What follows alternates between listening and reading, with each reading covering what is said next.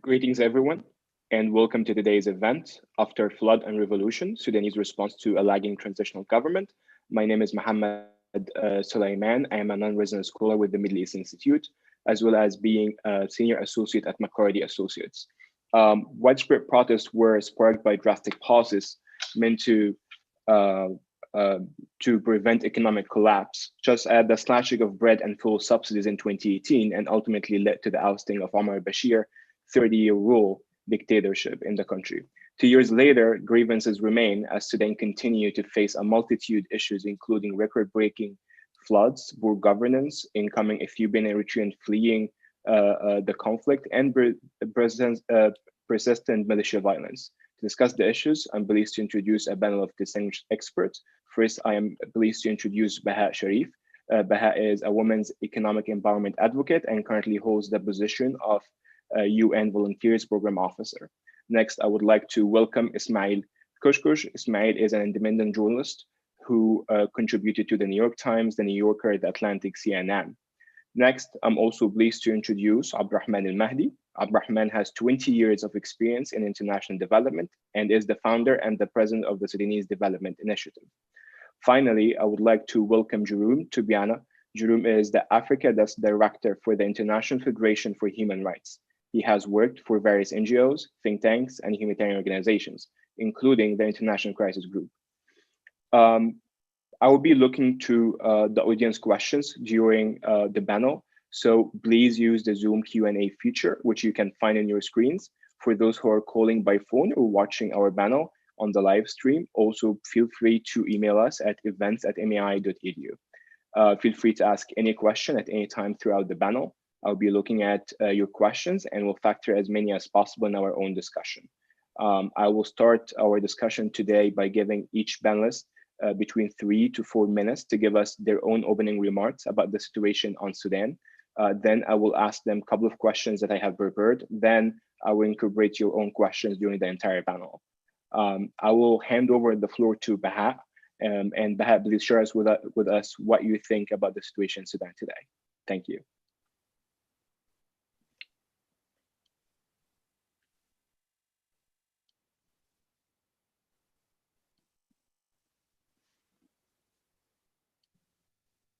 Baha?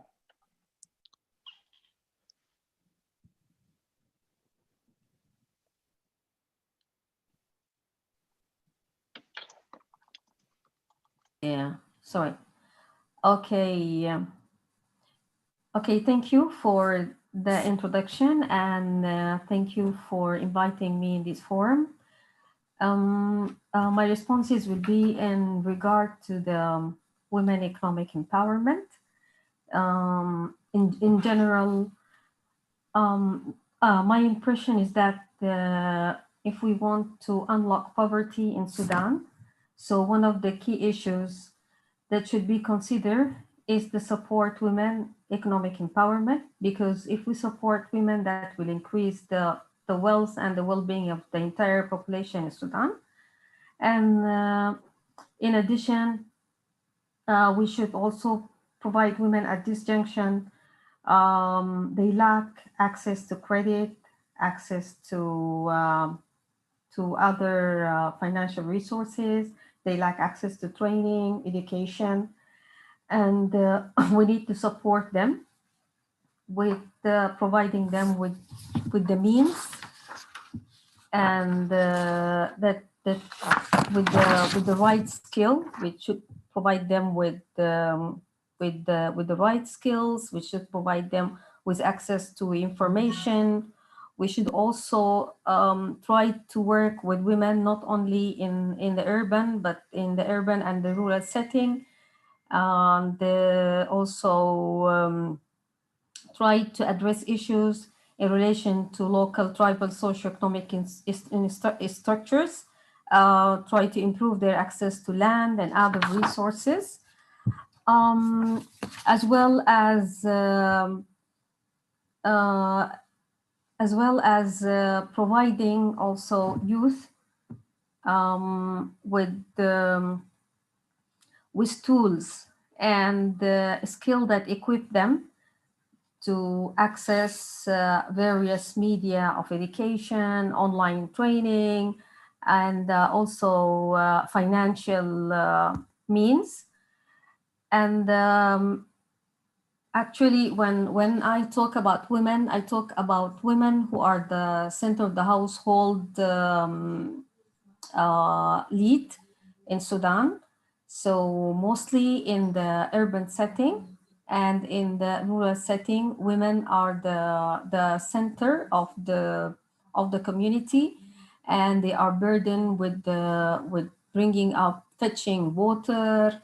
I mean, the whole labor task, the let's say the unpaid job to do with the house chores, in addition to also working in the small farms and small gardens, house gardens, to provide food for their kids.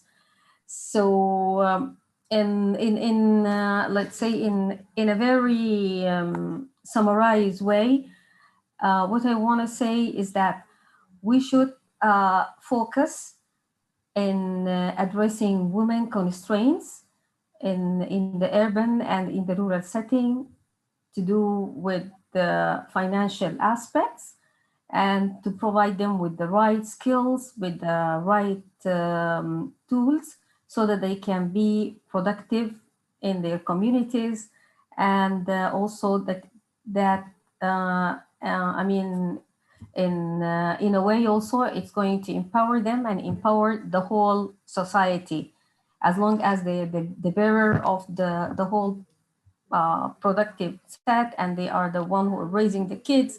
They're the one, if they don't, it also provide them to have access to education, access to health, um, maternal health, for them, and child care, also protection and health as well. So it start with the economic empowerment. It's the key access, that it's the key that give them access to all these services, and as well also to give them rights in to have the right to access lands and other resources in Sudan. So this is mainly the issues that I think we should focus on, without going into details of what kind of support that we can give them. I mean, into detail, like for example, women in the eastern part of Sudan, they don't have any access to the fishery business. I mean, they don't own boats, they don't be part of the whole, let's say, productive series on the fishery business, for example. So if we take this, for example, as an example, why don't we train women? Why don't we give them means of production? Like we give them boats, we train them to have access to all sea goods, that men are dominating the whole sector of the fishery, for example, in the Red Sea. I mean, this is in a very concise briefing, but yeah, that's it. And if there's any further questions, I mean, detailed questions to do with certain sectors, that we can then provide answers to. Excellent. Ismail, please. Yes, again, thank you for the invitation. Just as a matter of context, I think it's important to recognize what happened in Sudan in 2019 was indeed remarkable. This revolution, uprising, I think many of us who had, especially as journalists, who had covered protests in Sudan before 2011, 2012, 2013, I think had been somewhat skeptical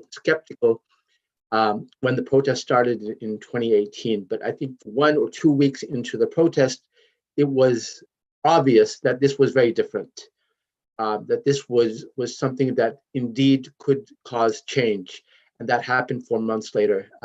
After 30 years of an authoritarian government, you had the downfall of Bashir's government. Like any transition, it was expected to have its challenges. This is not the first time that we see people power take its role in Sudanese politics. This is the third popular uprising in Sudanese modern history that unseats a dictatorship.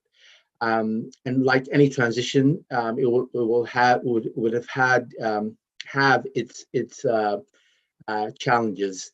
The creation of the transitional government, especially after the constitutional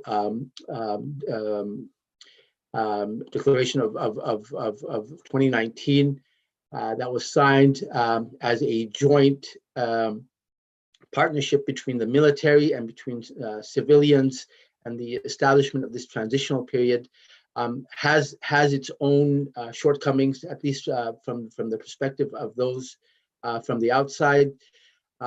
You have a coalition of competing different forces, even within the civilian forces. I mean, if you look at the components of the transitional government, whether the Transitional Military Council, whether the Forces of Freedom and Change, whether remnants of the old government, each circle within itself is divided, and all three components are competing with each other. So that is a challenge in itself, a political challenge, when you have competing interests between various players. The Sudanese economy, which I think is really central to this question, had been in a downfall for years.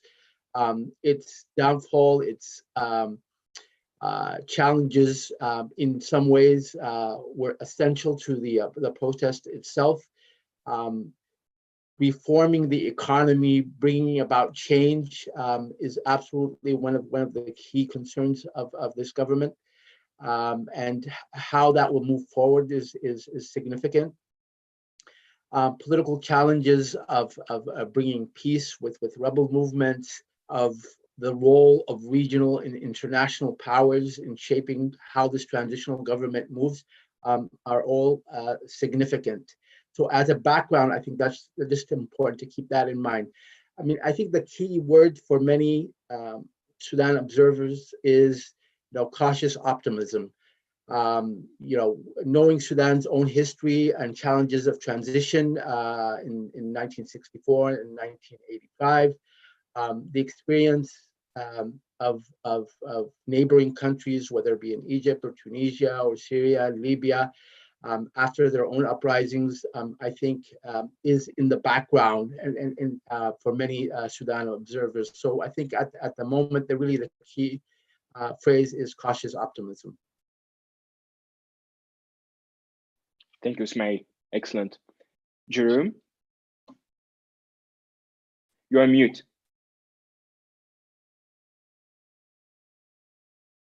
Here it is. Is it okay?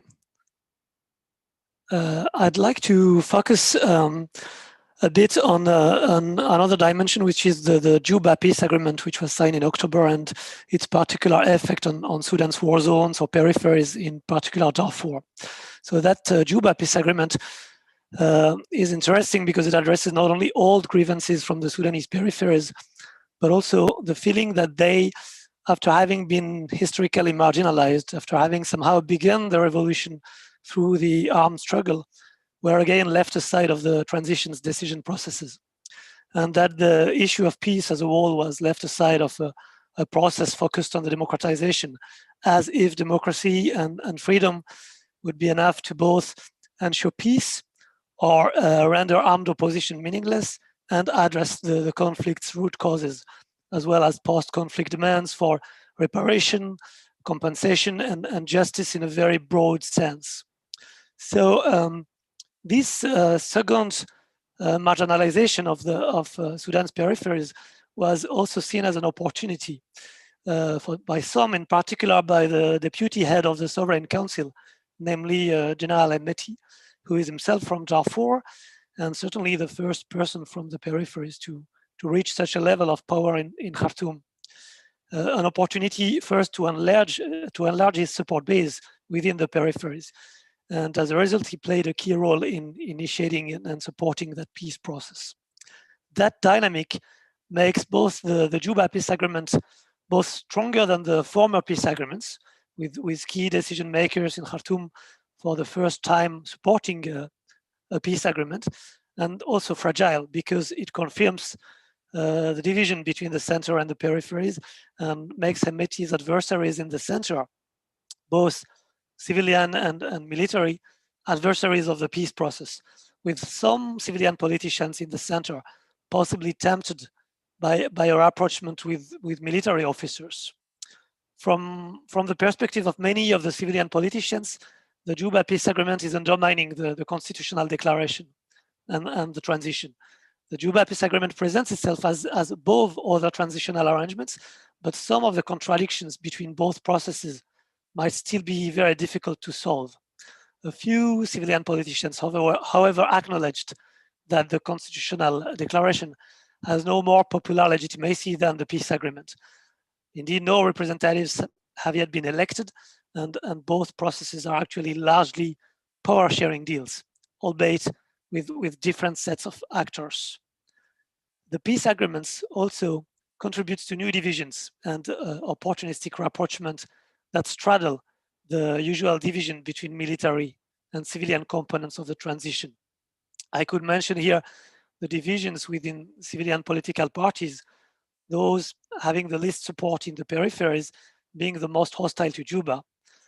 There are also divisions between the regular army and the RSF, the Rapid Support Forces, divisions between the rebels, with a majority operating a rapprochement with Hemeti, and others more interested by a rapprochement with political parties. And for now, with all those divisions, Juba's implementation is already delayed, and maybe the agreement's calendar is simply unrealistic. Juba is also fragile because of internal contradictions. For instance, on the justice issue, which is a very crucial one, it's worth noting that the document is supporting all possible solutions, from the International Criminal Court to transitional justice, which means everything is still largely open to negotiations. The old contradiction between peace and justice is still there too. Many Darfurian civilian and rebel players hope Hemeti will be faithful to his pro-peace stance and be able to represent not only the Arab tribes, but all Darfur. This will be a challenge for him too, because he's somehow trapped between Darfur Arabs' own expectations, securing the political, military and economic power they obtained thanks to the former regime, and broader demands of justice. And here we need to remember that in Sudan's wars, justice took a broader meaning of encompassing equality and a fair government for all of Sudan's citizens. This is addressed in Juba Agreement, including by provisions on wealth sharing, which the obvious lack of funding will make difficult to actually finance. Also, provisions for the return of the refugees to and the displaced people to their original land, which is difficult too because it means Arab communities will have to evacuate land they occupied during the war. Here we have to note that even if the Darfuri participation to the revolution was limited, there were still protests taking place in Darfur as well. Those, however, were not only supporting Khartoum protests, demands of democracy, but they were largely focused on local issues, including paramount that of land occupation. As a result, the protests in Darfur did not necessarily contribute to unite Arabs and non-Arabs, and on contrary, often triggered new violence on behalf of Arab militias against non-Arabs. For instance, there were several instances of deadly shooting at non-Arab protesters in Darfur. And that violence is the reason why, to conclude, viewed from Darfur and other peripheries, the transition largely still has a sweet and sour taste. Thanks for listening. Thank you, Jerome. Abdurrahman, the floor is yours.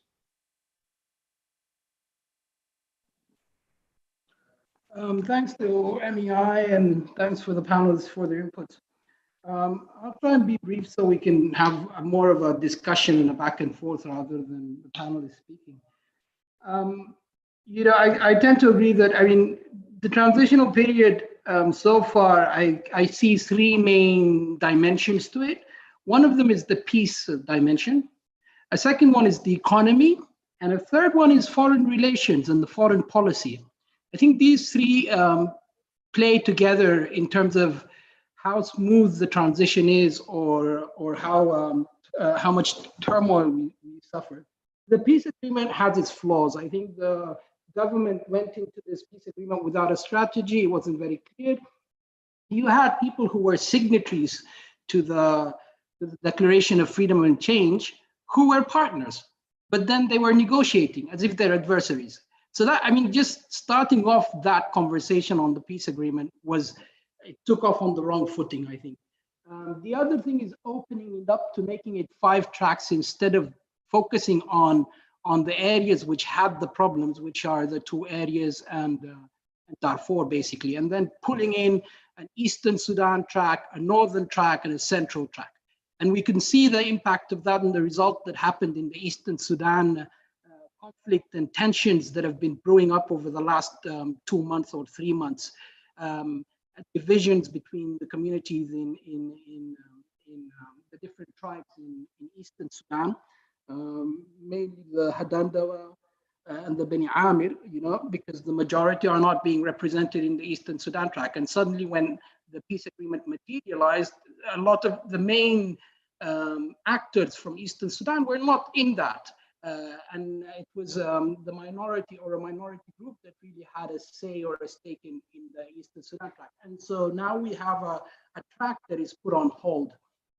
I think also in terms of the peace agreement, it's once again, we see a piecemeal approach to peace in Sudan, which has been the classic trend during the NCP regime, is peace by piecemeal. Bits and pieces of peace. So now we still have 2 parties that are outside in the peace agreement, Abdel Wahid al-Noor and Abdel Aziz al-Hilu. And Abdel Aziz al-Hilu is really the one who controls the dominant forces in these areas, in the 2 areas, more so than the people who have actually signed the peace agreement now. So I think, and again, like Jerome mentioned, you have this peace agreement which is promising the stars and the moon, in a context where the economy is failing. Internationally, there's a crisis also with the COVID-19. Governments focused on their own internal needs and how to deal with the fallout, the economic fallout in terms of COVID-19. So the question that comes to mind is, how are you going to foot the bill for this peace agreement? And I think that's going to start to materialize and come out over the next few weeks.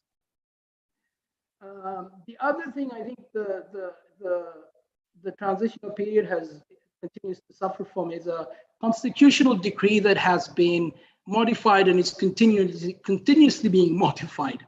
So in some ways we have a constitutional problem even during the interim period. This opening up of the document, changing it around and then adapting. It's understandable that needed to be adjusted and adapted to allow for some clauses in the peace agreement. But it's starting to fall apart and be full of holes and inconsistencies. So reconciling in an effort to reconcile the peace agreement with the interim constitutional decree, I think we've set ourselves up with some other challenges and constitutional challenges. Recently, the Confederation of Sudanese Civil Society, a network of CSOs in Khartoum here in Sudan, filed a suit in the Constitutional Court saying that the changes introduced into the constitutional decree are unconstitutional. So then on that, you build the council, the partners council now, which is supposedly taking charge of the relationships between the civilian and the military government, the military elements of the rule in Sudan, which is coming under question. Moving on to the economy, okay, so we see the economy failing, we see hyperinflation, exchange rate that's up to about today, about 260 pounds to the dollar in the black market. In conversations with just normal people in the street, and when you look at the price of bread, the prices of commodities, fuel, they say, when we went out in December 2018, it was because we heard that the government was going to make the price of bread up to £2. Today, the price of bread is £8. This issue of freedom, peace, these are good things, but when the normal person is talking about his daily living, how much does it cost him to live, to transport, to get from his home to work, if there is transportation, putting food on the table, these are the real things that touch people's life. And when you talk peace, you say, okay, but you say, people say, I can't eat peace. I need to eat. Peace is not something that we can eat. So I think the economy, and then you have this domination or reliance on gold being exported as the primary source of revenue for the government. And I think that's very flawed, because what you're doing, this is a non-renewable resource. This is the inheritance of our children or our children's children, and we are using this. We are mining this resource and sending it off to the Gulf states to pay for subsidized wheat and to pay for fuel that we burn in our cars or in the field. And there's something wrong there. So, and I think this is really the biggest problem is the economy. How do you get back on track with other productivity? How can you increase your productivity and not just go to the easy things like mining your resources, which are going to be depleted in a couple of years if you keep going that way? The last thing I think is I want to just briefly touch on is foreign policy. And I think in some ways, that's the one I see there's some achievements mostly. So today we have this, we're supposedly off the, Pompeo signed the decree saying that we're off the state sponsors of terrorism for the US. That's a big step. Yeah, that's a big step in improving the situation, hopefully. How soon will it materialize into real tangible things happening on the ground in the economy? I don't know. I'm skeptical. That'll take time. But that's a good step. The other thing I think that's a bit controversial, which we saw happening, is the normalization of ties with Israel. And I think there you need to look at the regional dynamics at play here. Yeah. So you can see the dynamics in the Middle Eastern region, in the Gulf countries, being reflected now to our part of the continent, East Africa and the Horn of Africa in general, and in Sudan more specifically. And I think the Red Sea here plays a big part. The interest in terms of security and so forth in the Red Sea, and Sudan having the longest shoreline along the Red Sea. And if I look around and I see what's happening in Egypt, what's happening in Yemen, and what's happening in Saudi Arabia and the Gulf states, I keep asking myself, to what extent are we really going to be able to set up a truly democratic state here in the next 2 to 3 years? Does that look like it's feasible? I think there's regional countries that don't want to see a real democracy happen in this part of the world, at least not right in the middle of their areas. That will translate into problems for them as well. In Egypt, in Saudi Arabia, in the Gulf countries, I think Sudan is going to be up against a very big challenge in terms of establishing its democracy. And the approach that I feel is coalescing or coming out now is more of a sober attitude towards democracy, where you need to have this civilian military kind of understanding. Yeah. Now, we don't want the civilian military understanding like the one that's in Egypt, neither like the one that's in Pakistan, but we want our own type, at least for the transitional period, where somehow the civilian side of the government can start to show results, because right now they're losing points. The military element in terms of the power is starting to show. I mean, like was mentioned by the other panelists, Hemeti scored big on the peace agreement in Juba. Burhan scored big in the normalization of relationships with Israel, with Pompeo, and getting Sudan off the sanctions list. The civilian side of the government has very little to show. You know, the issue of justice. 2 years since the revolution, we haven't seen anything. A committee that's been looking into the violent dispersal of the sit-in, no results up till now. That's almost a year and a half or more. Yeah, Bashir is still being tried. I mean, you haven't really done anything on that front. So I think going forward, and now that the peace agreement actors coming in, the new actors coming in play, are gonna probably cause another round of turbulence in terms of our stability, because you have new players coming in, government being reshuffled, and I think that's going to be reflected into like some kind of turmoil in terms of policy. How do we deal with COVID, the economy, as you bring in these new actors who might have their own ideas on how they want to go about these main issues of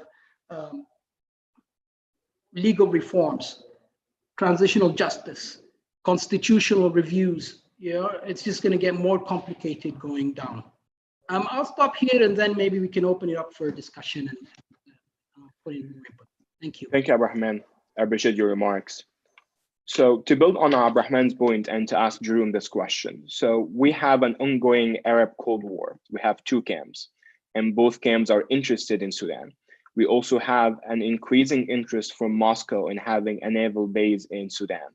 We also have the peace agreement between Khartoum and Tel Aviv, sponsored also by Washington. So there's a lot of geopolitical interest in Sudan. That's very clear. How this kind of geopolitical interest or geopolitical warfare that's taking place in Sudan will impact the transition? Will this slow down the democratization process? Will this impact the civilian faction in the government?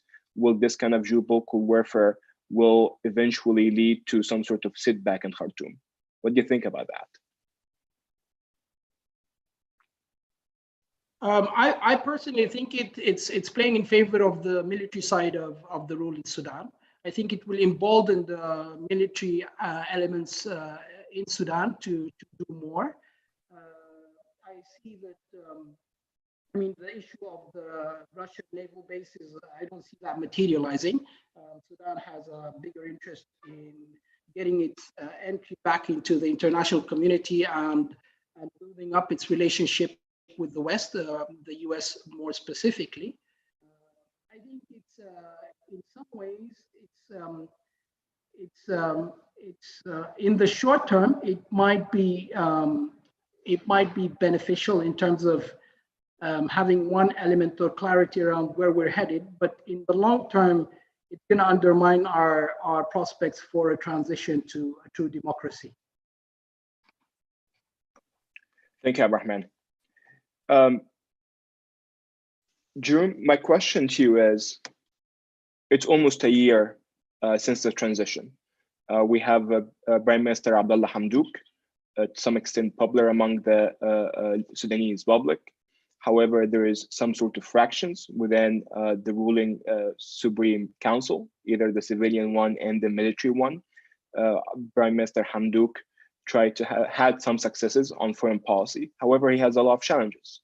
Abdurrahman mentioned the black market. We also have 230% inflation rate. Protest sparked last September. People have a lot of demands. How that kind of internal dynamics will impact his own position as prime minister? Is he actually positioned to lead Sudan during this kind of process? And how the international community can help him beyond the delisting from the state sponsors of terrorism? Well, actually, I'm not sure Hamdok is that popular, but it's very difficult for him to be popular in any way. And he's also been chosen by political parties who are deeply divided as the smallest common denominator between them. So it's very difficult, and somehow he is bearing responsibility for all what's not going well, and notably the economy. but is not benefiting very much from any success, because when there is a success, somehow, as Abdurrahman mentioned, other players are quicker to capitalize on it. Also, it's also possible that Hamdok has been trying to befriend everyone, which is probably a wise strategy, but it's almost impossible to do that. And he's also made enemies. In particular, his attempts at somehow not really hijacking, but at least getting a role into the peace process made him enemies. In particular, because he attempted to bring Abdelaziz Al-Illu into the peace process. And the problem is it was seen by many as an attempt to somehow undermine the rest of the peace process. And there was also the fact that the talks with Illu also included discussions in particular on self-determination, which are very difficult to accept for most of the Sudanese. Why would one of the peripheries, which is really historically deeply part of Sudan, be allowed to possibly secede? It's very difficult to accept, also because it comes after a very difficult period, which followed the separation of South Sudan. And that revolution and the economic crisis that led to the revolution and the wars that continued during this period were all deeply intertwined with the separation of South Sudan, which is actually probably the biggest failure of the former regime.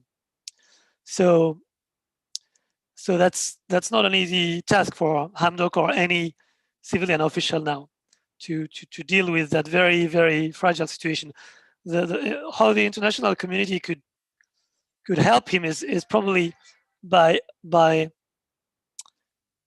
indeed what he needs the most is funding, but that how that funding should be spent, and that should include certainly the implementation of that very fragile Juba peace agreement, because there is a lot of things in that agreement who could be useful if they are funded.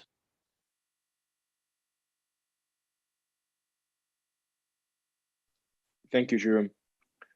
Ismail, you wrote a wonderful report about the fate of the Sudanese refugees in Israel and the possibility of their own return following the peace agreement between Khartoum and Tel Aviv.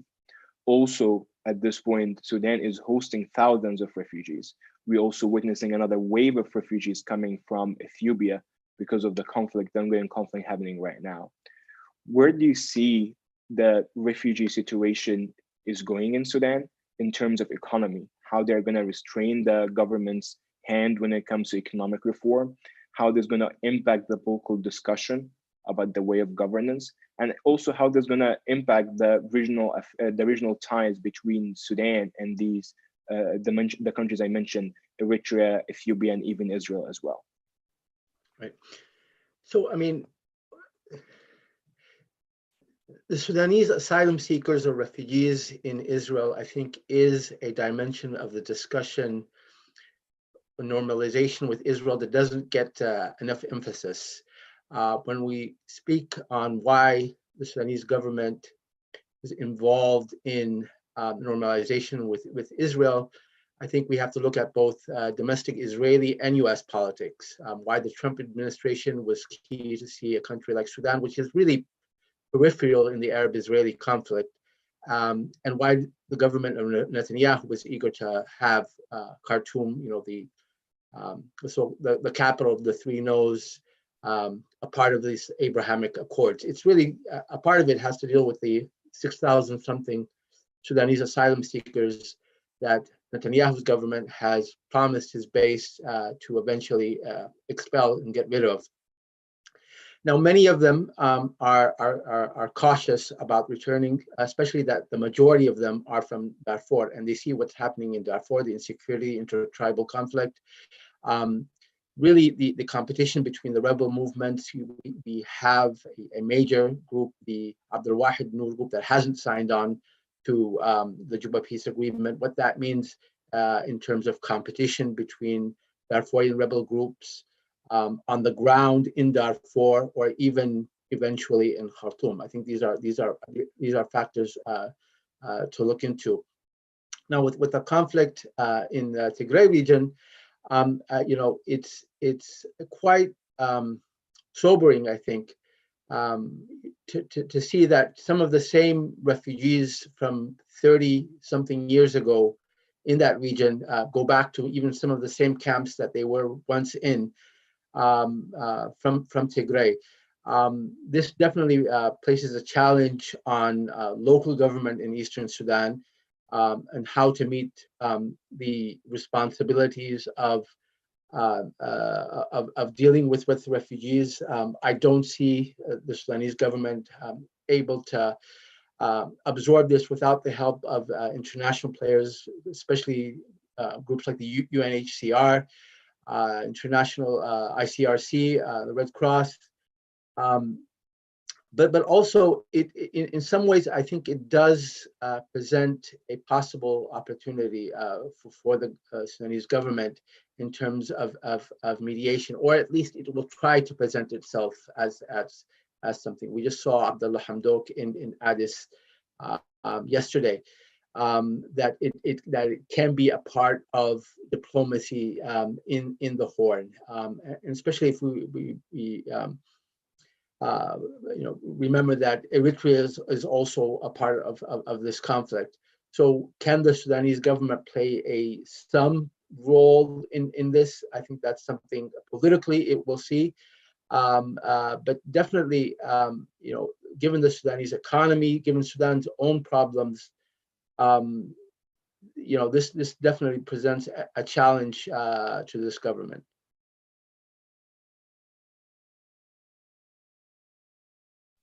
Thank you, Ismail. Baha, the Sudanese women were at the forefront of the revolution. Their pictures were iconic, represented change, represented the true spirit of the revolution. But did the government actually act and try? I was just saying that, do you think that the government did a step up to help Sudanese women, given the fact that they were at the forefront of the revolution? That's number one. Number two, to speak to your experience, where do you see the role of the United Nations helping Sudan during the transition?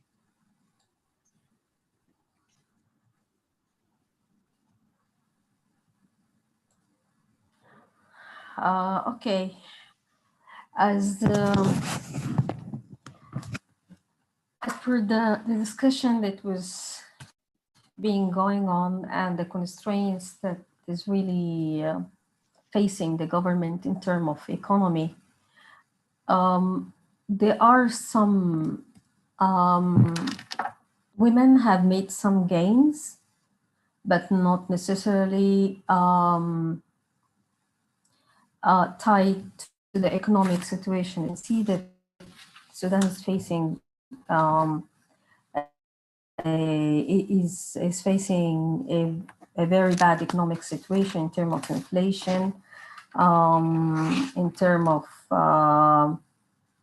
even, let's say, the simpler thing, providing food on the table, let alone talking about access to education, access to health facilities, and given also the situation of the COVID, that's making things worse even.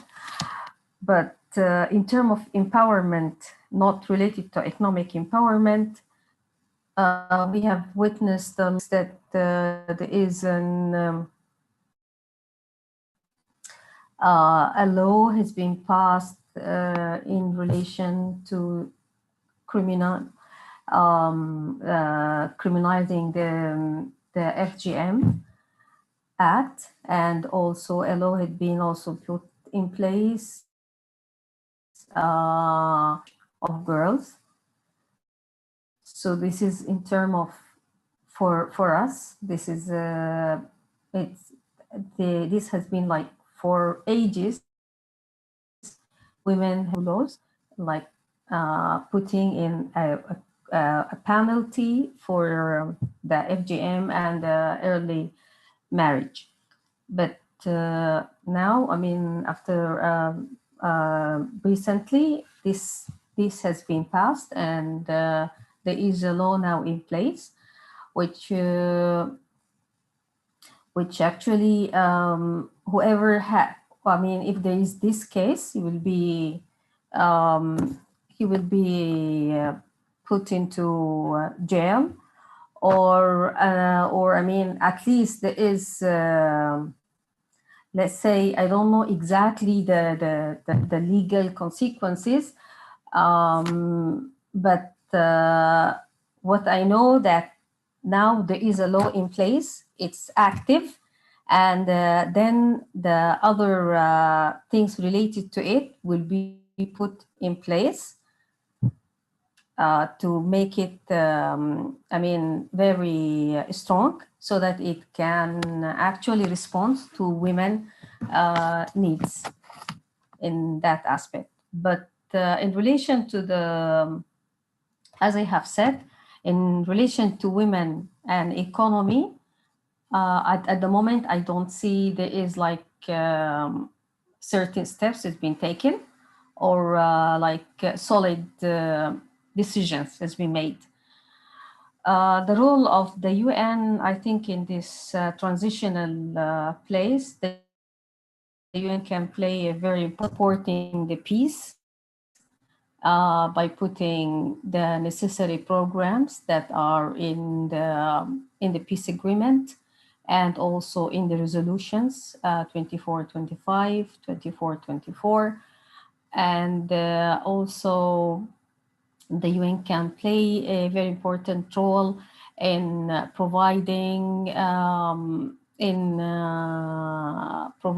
programs to enhance the capacities of the youth, and in providing them like vocational training, in providing them and linking them with the markets, linking them with microfinance institutions, so that they can do small projects, small, let's say, schemes. Also, they could revive the agriculture, because this is one of the things that the economy should focus in. Agriculture, we have underground water that can really be used in agriculture.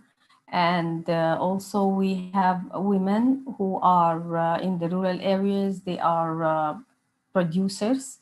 They are so much involved in the agriculture sector, especially with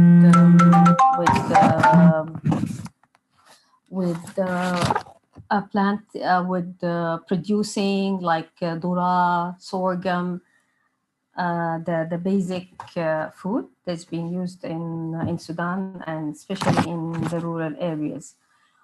So also the UN also can support the area of good governance, legislation, and also the restructuring of the legislative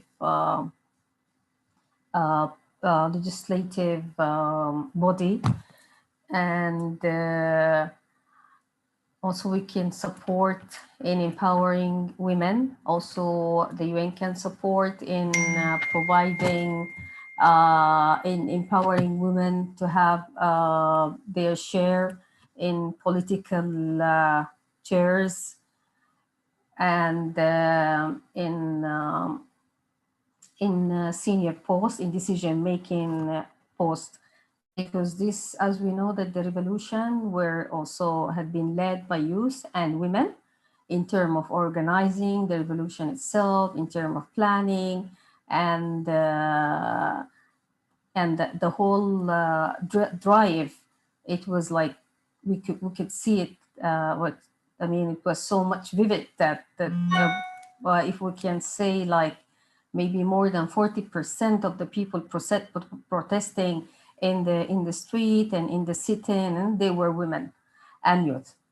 So I guess the UN can do a lot in Sudan by even also providing, restructuring the financial institutions itself, like also providing training and technical support, for example, to the Ministry of Finance, so as they will be eligible for future funding with the international institutions in terms of eligibility after lifting Sudan from the terrorist list. And I think that the UN, with its all organizations, each agency will come with its comparative advantage. They can do a lot in this transitional period, and also with the support of the donors.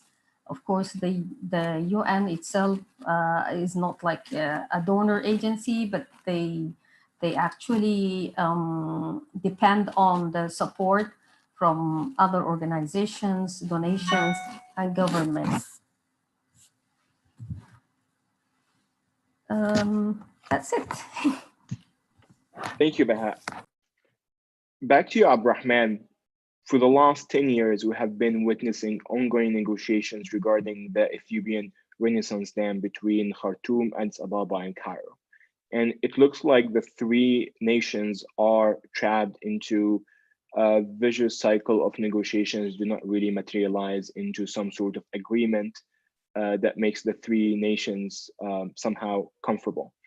How this kind of entanglement, how much of this kind of disagreement between three major countries and two major neighbors to Sudan will impact the democratization process and the political situation inside Sudan? Okay, before I respond to the question, I just had one quick reflection on the issue of women's roles and participation in the transitional period. I think one of the things I saw was how the younger women played a big part in the revolution.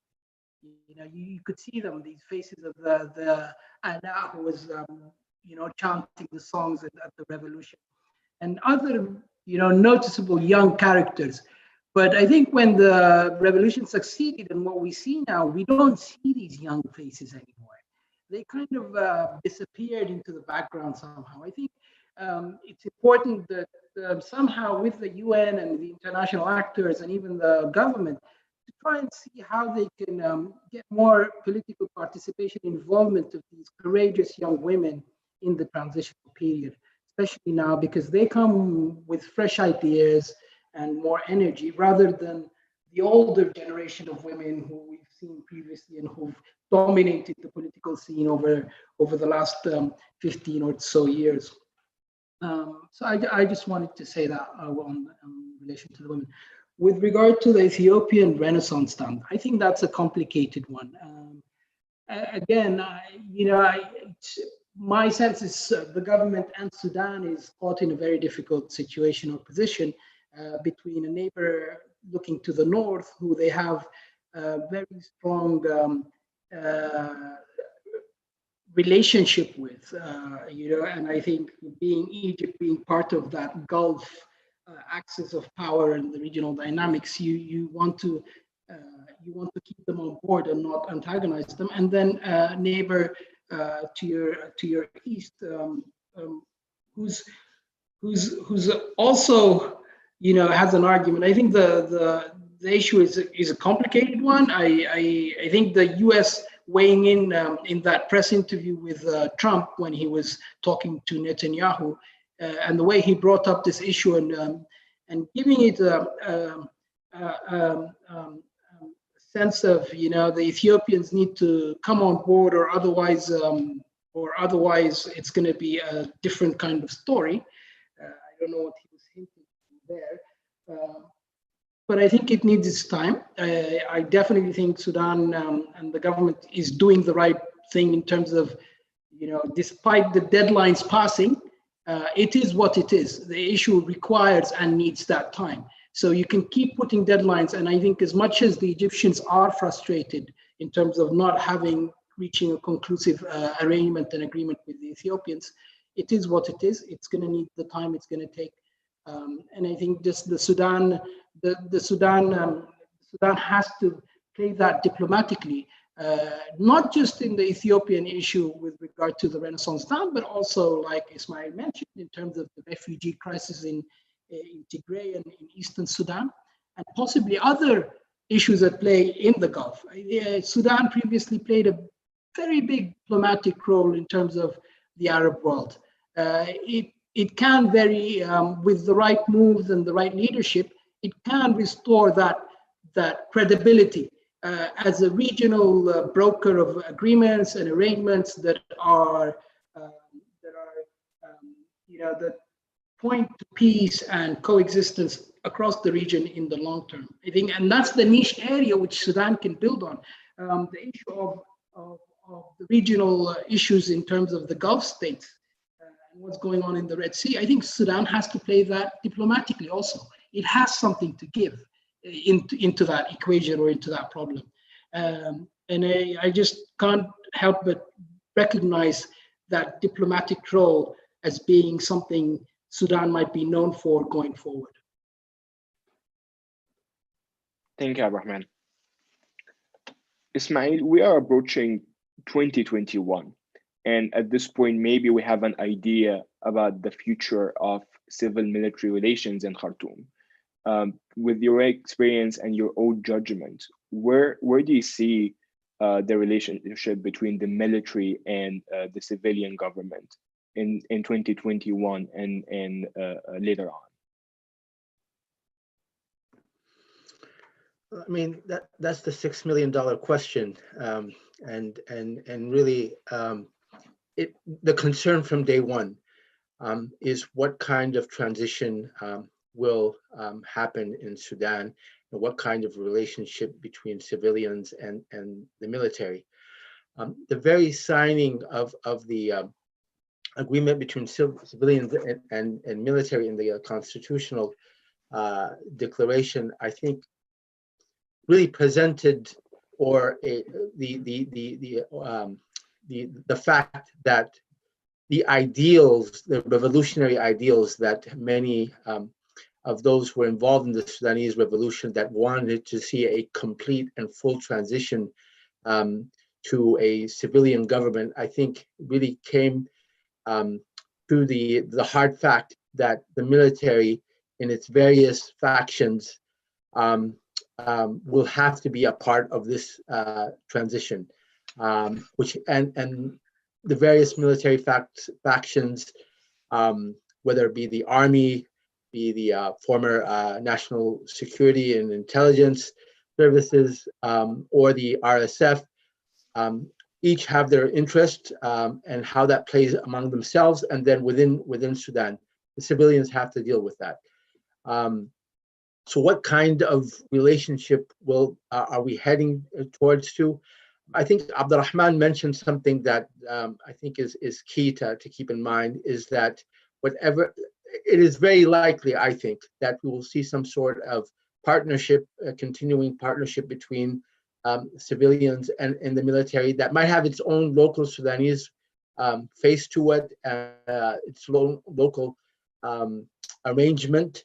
But the idea that we will see a complete and full transition to a civilian government, which is the hopes of many of those involved in the revolution, I think is questionable, particularly if you keep in mind not only the economic interest of these different various military factions, but also questions of what does justice mean to achieving justice, transitional justice.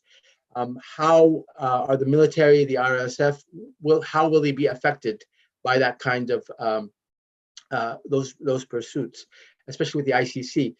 I think those are things that when these things play out politically in Khartoum, I think the political actors will all keep that in mind. But the idea that Sudan will fully transition into something that that you don't see a role for the military, I think that is hard to imagine. and to look at experiences of other countries like South Africa with how South Africans dealt with apartheid and post-apartheid. I mean, I think there are examples to look at. The ideals of the revolution, I think, are one thing. How it plays out politically might be another, including the role of the military.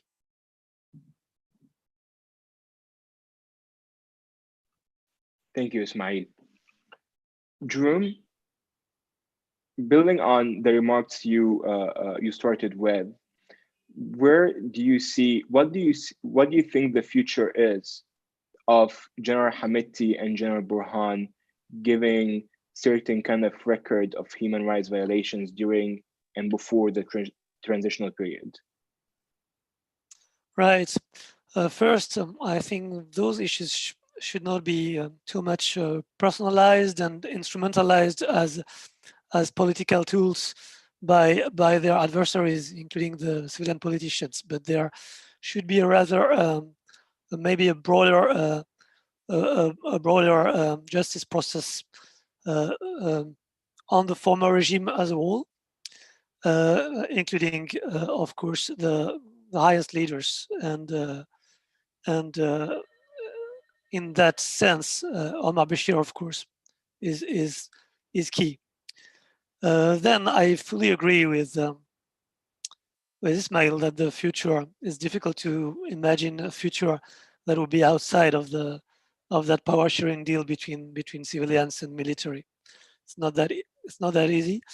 Not only because the civilians have been very divided. I also think that the transition should not only be seen as the needed transition, is not only one from military to civilian rule. Don't forget that the Bashir regime is not only a military regime; it's much more than that. It used to be an Islamic regime, and also it's a regime that was representing only a few communities of the very complex Sudanese mosaic. So viewed from the peripheries, there is also a need for a transition from a very centralized power to a much more national or a much more diverse Sudan. And I'm afraid that the civilian political parties have not been that good achieving that, or showing signs that they want to achieve it.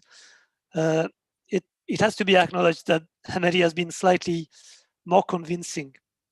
While I don't expect that much from the military officers from the former regime, but one could also expect much more from the youth, including the civilian youth that was at the forefront of the protest of the revolution.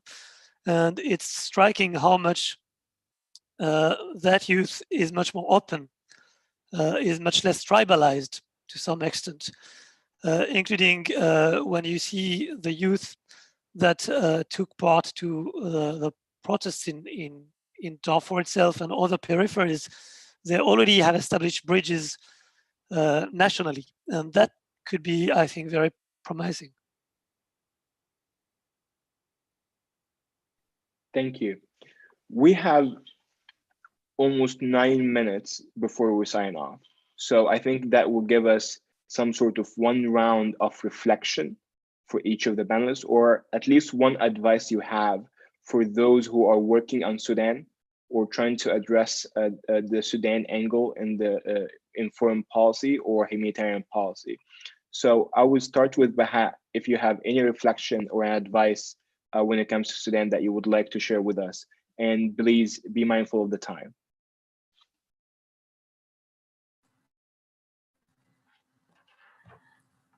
Yeah,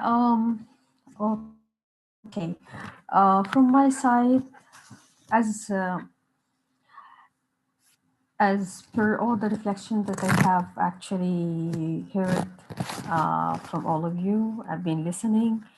I'm not a politician, but I just want to say one thing, that Sudan is a unique country. We are a unique nation. This revolution is being guarded by youth, and at the center of these youth are women. We are going through difficult situation in terms of economy, politics, peace, processes.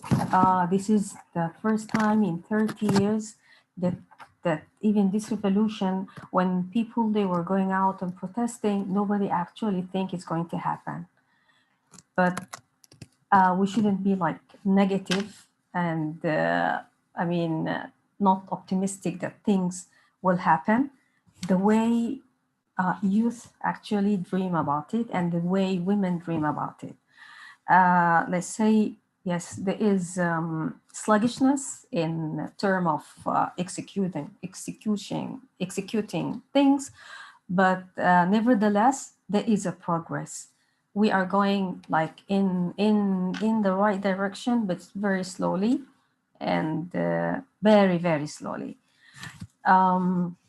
If I just want to one thing that I want to clarify when I was talking about the FGM is that Sudan ratifies the law criminalizing the female genital mutilation, and this has been approved from the cabinet. There is an amendment that's been made last week. In term of one thing that I want also to add, that the government should put like women at the center of the strategic framework document, at the center of the policies, because they are part and parcel of the whole revolutionary process. And one thing is the most important key that unlock to everything is economy. So we should try to give women access to all investment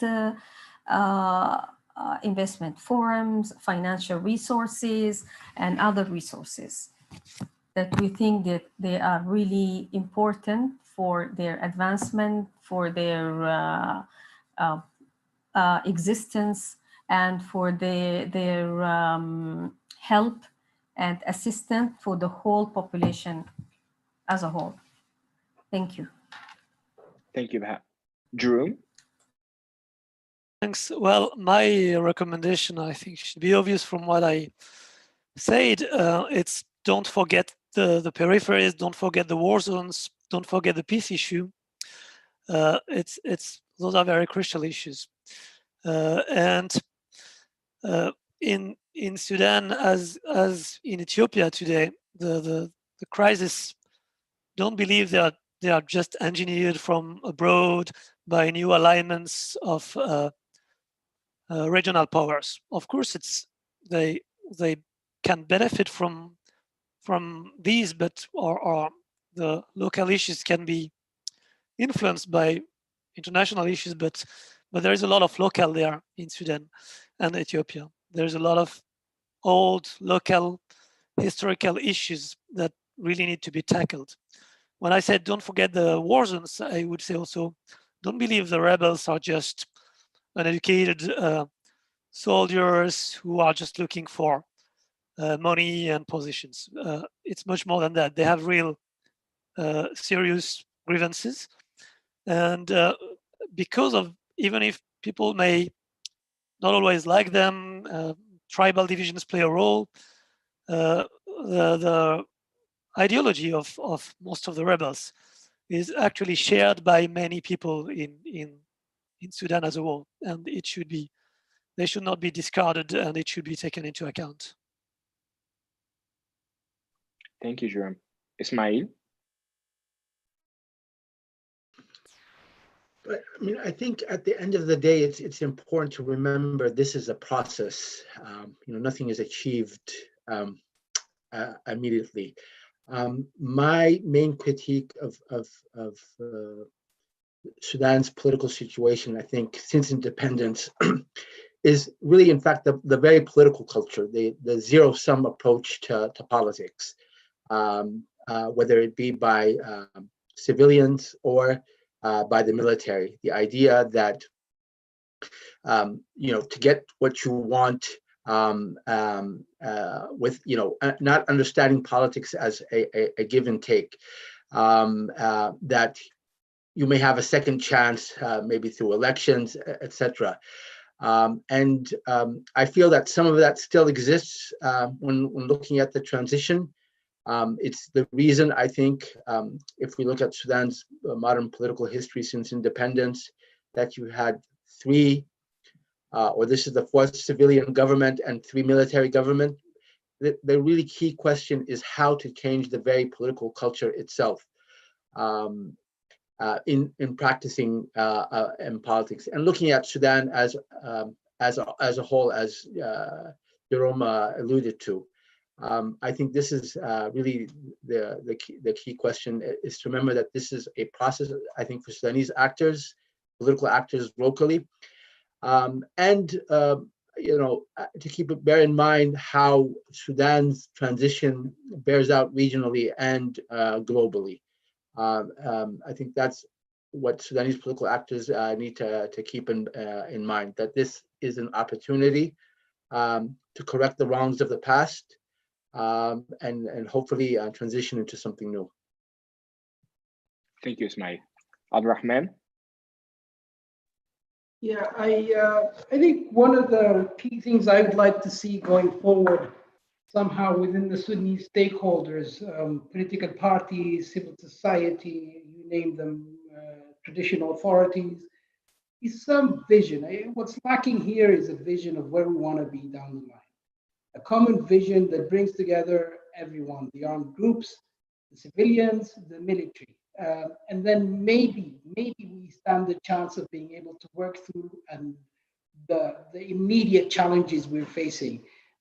I think without that vision and clarity, we're going to continue to fumble. There's going to be different directions, people pulling in different directions. And I think that's an important element. How we get that vision in place, that's the challenge.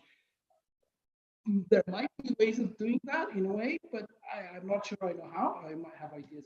The other thing in terms of in the short term, I think for the government, especially the civilian side, you need to embrace, my message is you need to embrace the regional realities and make them play for you. So rather than resist this issue of the regional dynamics, the issue of the Gulf states, the civilian side of the government needs to work with that and have it work for them. And more so now that we are talking about normalization with Israel, we need to see how that can work for Sudan, and in the immediate short term, in terms of addressing some of the economical issues. With the international actors, I want us to see the now that we've been off the state sponsors of terror, I want to see us being able to get debt relief, being able to access loans from the IMF and the big monetary institutions outside, and make sure that we harness these loans to address some of the economic challenges. The economical issues should be the top of the agenda, because otherwise all the other dimensions will start to falter without having addressed the economic issue. And I think it's the economic issue that initially sparked the revolution in 2018. It was one of the main drivers. The other thing I'd like to maybe send a message out to the UN system and the UNITAMs coming in. We've seen how sometimes the UN missions, when they come in, it's more of a check the box approach to what we've done. Do we have an elections law? Yes, we do have an elections law. But paying attention to the nitty-gritty detail of what's in that law is sometimes overlooked. The constitutional process, pay attention to that. That's another area of contestation between the different actors, armed groups, political parties, military, and so forth. So rather than just say we need a constitutional process, we also need a mechanism where we know, okay, when the different parties are at loggerheads with each other, what's the mechanism we can all turn to resolve that difference? That needs to be in place, more so than just going about the constitutional process. And so, yeah, I think in that regard, civil society is a good entity to try and invest in over the short to medium term. Yeah, as potential actors who can maybe play that role of keeping that civilian government relationship in check and making sure it's progressing and evolving to something that is unique, like Ismail said, to Sudan, but that works for Sudan in the immediate short term.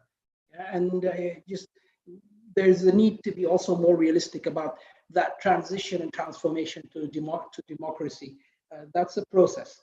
That's going to take a few election cycles. But in the meantime, just keep attuned and close attention to the details of that process. Thank you, Rahman.